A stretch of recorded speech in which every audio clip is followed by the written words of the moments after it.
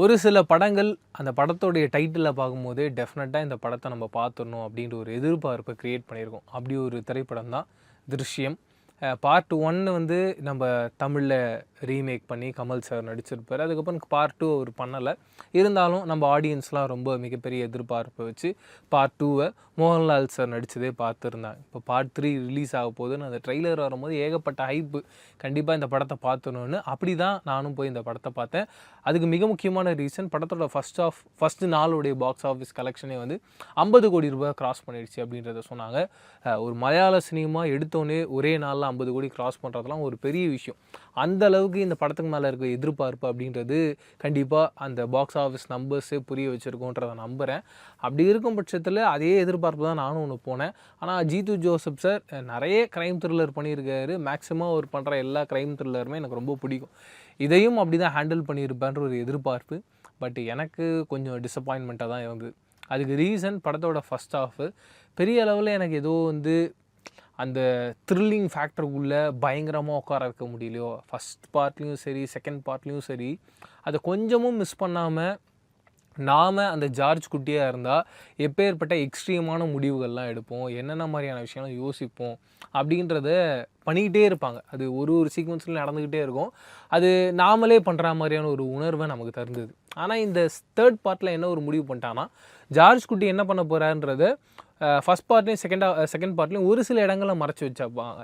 ஆனால் இந்த தேர்ட் பார்ட்டை பொறுத்த வரைக்கும் எல்லா இடங்களையும் மறைச்சிட்டு டுவர்ட்ஸ் த எண்டில் கிளைமேக்ஸில் ரிவீல் பண்ணலாம் அப்படின்னு ஒரு ஐடியா உள்ளே கொண்டு வந்திருந்தாங்க. அது இந்த படத்தோட ஒரு பெரிய மைனஸாக பார்க்குறேன்.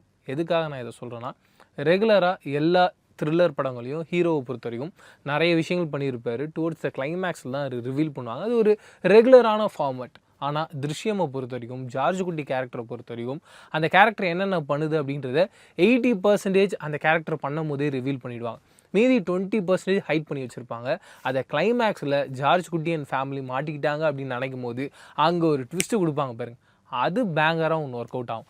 அந்த ஏரியாவை இவங்க மிஸ் பண்ண தான் இந்த கதையோட ஒரு பெரிய ஐடியா பார்க்குறேன். கண்டிப்பாக படத்தோட ஃபஸ்ட் ஆஃப் எனக்கு வந்து ஜீத்து ஜோசப் சார் தான் இதை டைரக்ட் பண்ணாரா அப்படின்ற மாதிரி ஒரு ஷாக்கில் தான் நான் பார்த்துட்டு இருந்தேன்.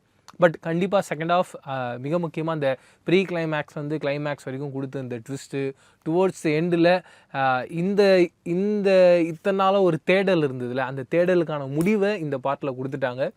கண்டிப்பாக இதை சொல்கிறதுனால யாருக்கும் பெரிய அளவில் புரிஞ்சிருக்காது. பட் படமாக பார்த்தவங்களுக்கு புரிஞ்சிருக்கும். பட் அந்த தேடல் முடிஞ்சதுக்கு அப்புறமாவும் அதை ஒரு ரிவெஞ்ச் ட்ராமாவாக பார்ட் 4க்கு ஒன்று லீட் பண்ணி கொண்டு போகிறாங்க.